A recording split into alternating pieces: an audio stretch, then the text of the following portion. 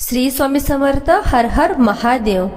देवादिदेव महादेव व स्वामींच्या कृपेने तुमच्या सर्व चांगल्या इच्छा पूर्ण हो ही स्वामींच्या व महादेवांच्या चरणी प्रार्थना करते आणि आजच्या नवीन व्हिडिओला मी सुरुवात करते. धनत्रयोदशी आणि दीपावलीला काहीही झाले तरी असे अन्न घरात बनवू नका की ज्यामुळे तुमचे संपूर्ण घर आणि कुटुंब उद्ध्वस्त होईल. तसेच जाणून घ्या की धनतेरस आणि दीपावलीला असे कोणते अन्न खावे की तुम्हाला तुमच्या जीवनात भगवान धन्वंतरीचा आशीर्वाद मिळेल आणि माता लक्ष्मीची कृपा प्राप्त होईल. श्रोत्यांनो, चुकून सुद्धा दिवाळीत या 7 चुका करू नका, नाहीतर तुम्हाला कंगाल होण्यापासून कोणीच थांबू शकणार नाही. धनतेरसचे महापर्व हे भगवान धन्वंतरीला समर्पित आहे. तसेच दीपावली हे महापर्व हे माता लक्ष्मी आणि गणेशाला समर्पित आहे. हिंदू धर्मात जर तुम्ही दीपावलीत घरी दिवे लावून जर माता लक्ष्मीची पूजा केली नाही तर तुम्ही समजून जा की तुमच्याकडे धन येण्यापासून नाकारले जाणार. या दिवसात दिवे लावून घर अंगण सजवले जाते. सर्वप्रथम जाणून घेऊया की या वर्षी दिवाळी कधी आहे. तर धनतेरस तिथीची सुरुवात 29 ऑक्टोबर मंगळवार सकाळी 10:32 होईल आणि समापन 30 ऑक्टोबर दुपारी 1:15 होईल. अशातच उदय तिथीनुसार 29 ऑक्टोबरच्या दिवशी धनत्रयोदशी साजरी केली जाईल. दिवाळी नेहमी कार्तिक अमावस्येच्या दिवशी रात्री साजरी केली जाते आणि दीप प्रज्वलन नेहमी रात्रीच केले जाते. दिवाळीच्या दिवशी रात्रीच्या वेळी अमावस्या असणे आवश्यक आहे आणि 1 नोव्हेंबरच्या रात्री अमावस्या तिथी संपत आहे. या दिवशी उदय तिथी नसल्याने यावेळेस दिवाळी ही 31 ऑक्टोबरला साजरी होईल. तुमच्या माहितीसाठी जर धनतेरसला जर तुम्ही अगदी 2 ते 5 रुपयांचे धने आणून घरी एका कुंडीत लावले तर हे खूप शुभ आणि मंगलकारी मानले जाते. यामुळे भगवान धन्वंतरीची कृपा प्राप्त होते. धने हे साक्षात भगवान धन्वंतरीचेच प्रतीक मानले जाते. घरात लावलेले धने आणि त्यापासून उगवलेली कोथिंबीर तुमच्या घरातील सर्व सदस्यांनी खाल्ली पाहिजे. यामुळे तुमच्या जीवनात धनाची कमतरता कधीही भासणार नाही. जसे जसे तुम्ही याचे सेवन कराल तुमच्या घरात धन संपन्नता टिकून राहील. पण लक्षात ठेवा की धनत्रयोदशीला आणलेले धने आणि भांड्यात वाढलेली कोथिंबीर कधीही इतर कोणत्याही व्यक्तीला देऊ नये. घरातील प्रत्येक व्यक्तीने ते सेवन करावे. खास करून धनत्रयोदशीच्या दिवशी धने उगवणे आणि आणणे यामुळे तुमचे भाग्य बदलू शकते. मैत्रिणींनो, आपल्याला माहीतच आहे की धनत्रयोदशी आणि दीपावलीला अशी कोणती वस्तू आहे आणि त्याचे सेवन तुम्ही अवश्य केले पाहिजे. तसेच काही वस्तू आहेत की धनत्रयोदशी आणि दिवाळीच्या दिवसातच चुकून सुद्धा बनवले गेले नाही पाहिजे. जाणून घेऊया की कोणत्या आहेत त्या वस्तू. मैत्रिणींनो, धनतेरस आणि दिवाळीच्या पूजेसाठी सीताफळ अवश्य घेऊन यावे. भगवान धन्वंतरीला 5 प्रकारची फळे अर्पण करावीत. तुम्ही तुमच्यानुसार फळे आणू शकता, पण सफरचंद, सीताफळ, केळी इत्यादी जरूर आणावे. तुम्ही कोणत्याही 5 प्रकारची 5 फळं घेऊन येऊ शकता, परंतु धन्वंतरी आणि माता लक्ष्मीला नासपतीचे फळ कधीही अर्पण करू नका. शास्त्रानुसार जो व्यक्ती धनत्रयोदशी आणि इतर सणामध्ये आणि दीपावली सीताफळचे सेवन करतो त्याच्या जीवनात कधीही धनाची कमतरता कमी राहत नाही. सीताफळमध्ये साक्षात माता लक्ष्मीचा आशीर्वाद आहे. माता लक्ष्मी आशीर्वाद आहे, त्यामुळे तुम्ही सीताफळ अवश्य घ्यावे. माता लक्ष्मीला दिवाळीत ऊस जरूर अर्पण करणे हे शुभ आणि मंगलकारी मानले जाते. या दिवशी तुम्ही ऊसाचे सेवन केले तर तुमच्या जीवनात कधीही धनधान्याची कमतरता राहणार नाही. दीपावलीत माता लक्ष्मीला 5 रंगाची मिठाई अवश्य अर्पण करा. तसेच मखाना म्हणजेच कमळाचे बीज अर्पित करावे. ज्याप्रमाणे माता लक्ष्मीची उत्पत्ती समुद्रातून झाली होती त्याचप्रमाणे मखानाची उत्पत्ती सुद्धा त्या समुद्राच्या पाण्यापासूनच झालेली आहे. मखाना हे कमळाच्या झाडापासून मिळते. धर्मशास्त्रानुसार कमळाचे फूल आणि मखानाला खूप शुभ मानले जाते. खास करून मखानाची खीर बनवून माता लक्ष्मीला अर्पण केल्याने घरात धन आणि धान्याचे भांडार भरून राहतात. धर्मशास्त्रानुसार दीपावलीच्या पूजेत गणपती बाप्पाला जो दुर्वा अर्पण करतो तो कधीही गरीब राहत नाही. असा व्यक्ती स्वतःच धनी असतो. या दिवशी प्रसाद स्वरूप दुर्वा अवश्य अर्पित कराव्यात. गणपती बाप्पांची कृपा सदैव तुमच्यावर कुटुंबावर राहील. जो व्यक्ती माता लक्ष्मीला खीर अर्पण करतो त्याची कुंडलीतील दोष दूर होतात, तो धनवान होतो. माता लक्ष्मीला प्रसाद अर्पण केल्यानंतर परिवाराला खीर प्रसाद म्हणून द्यावी. यामुळे तुमचे नशीब उघडेल आणि धनसंपदा ऐश्वर्याचा वास त्याच्या जीवनात नेहमी राहतो. मैत्रिणींनो, धनतेरस आणि दीपावलीत अशी कोणती गोष्ट आहे जी घरात कधीही बनवली गेली नाही पाहिजे, नाहीतर संपूर्ण कुटुंब संकटात येऊ शकते. कोणत्याही व्यक्तीने असे अन्न खाऊ नये, कारण भगवान धन्वंतरी आणि माता लक्ष्मीची पूजा केली जाते. कारण या दिवशी जो कोणी लसूण आणि कांदा खातो त्याच्यावर राहू आणि केतूचा वास असतो. भगवान शनी देव नाराज होतात आणि जर राहू केतू घरात राहत असेल तर देवी लक्ष्मी आणि भगवान धन्वंतरीचा आशीर्वाद त्यांना कधीच मिळत नाही. आणि तुम्ही ही गोष्ट ध्यानात ठेवावी की वेदानुसार विशेषतः धनोत्रयोदशीच्या दिवशी राहू केतूची सुद्धा उत्पत्ती झाली होती आणि त्यांच्या तोंडाच्या लाळेपासूनच जी वनस्पती जन्माला आली ती म्हणजे लसूण आणि कांदा.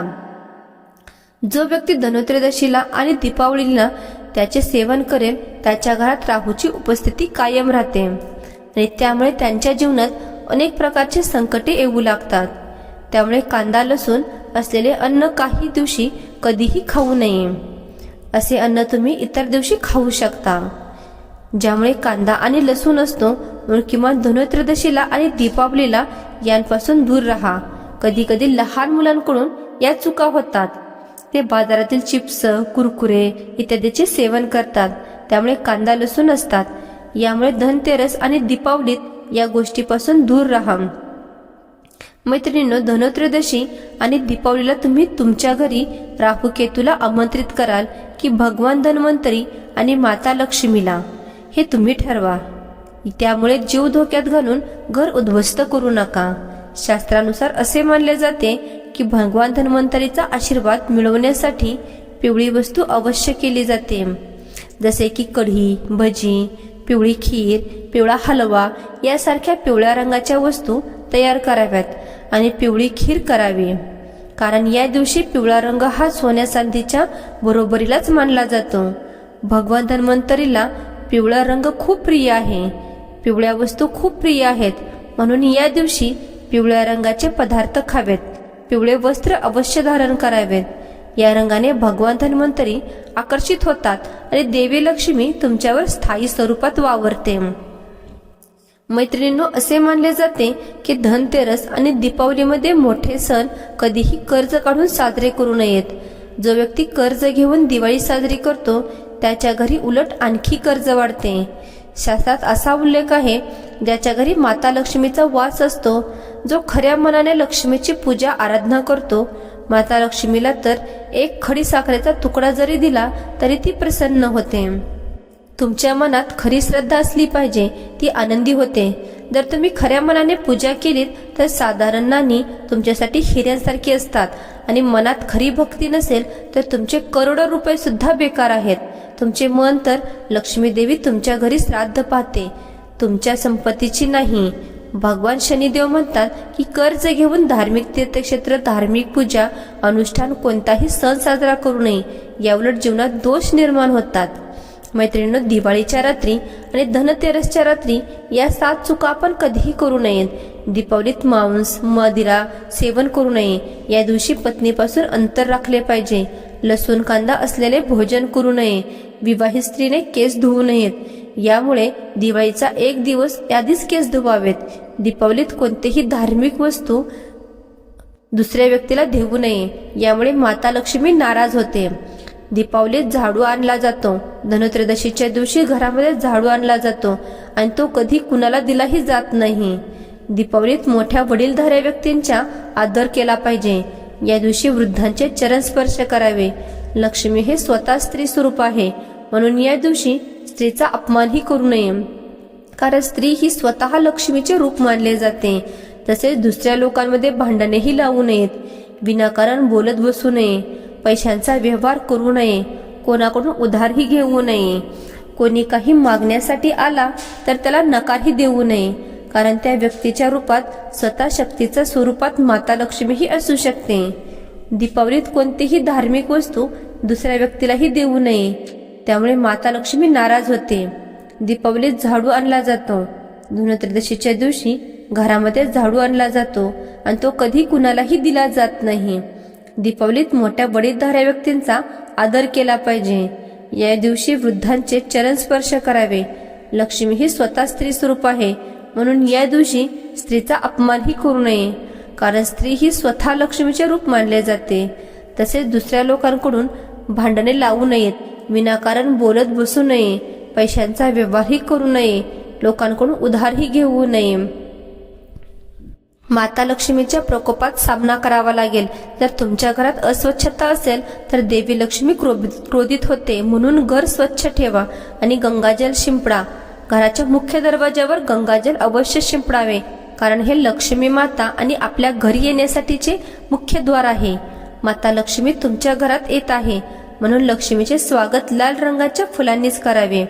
म्हणून या दिवशी जी स्त्री लाल रंगाचे कपडे घालून माता राणीचे स्वागत करेल तिच्यावर लक्ष्मीचा आशीर्वाद कायम राहतो. शास्त्रानुसार विशेष म्हणजे दिवाळीच्या दिवशी साफसफाई करताना घरातील कचरा बाहेर फेकूही नका, दुसऱ्या दिवशी बाहेर काढावा. मैत्रिणींनो, आता आपण तुम्हाला दिवाळीत कराव्या लागणाऱ्या उपाययोजना काय आहेत आपण पाहणार आहोत, ज्यामुळे तुमच्या प्रत्येक समस्यांचे निवारण होईल.